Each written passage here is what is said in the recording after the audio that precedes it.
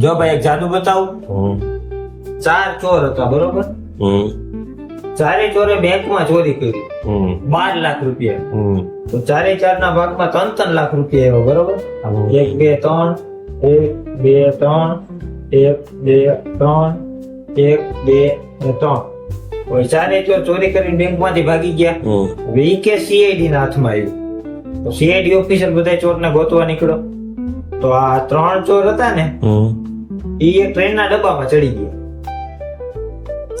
CID officer પાછળ ગયો ડબ્બો ચેક કર્યો. ડબ્બામાં તો કોઈ ચોર હતો જ નહીં. સીઆઈડી ઓફિસર વિચારમાં પડ્યો કે આ બધા ચોર ગયા ક્યાં. આ ચોર તો આ ડબ્બામાં ચડ્યા જ નતા. એ તો ઓલા ચોથા ચોર ભેગા બેઠા બેઠા હોટલમાં ચા પીતા હતા. તું સમજા? हाँ नहीं, तू समझा नहीं. समझ रहे हो ना?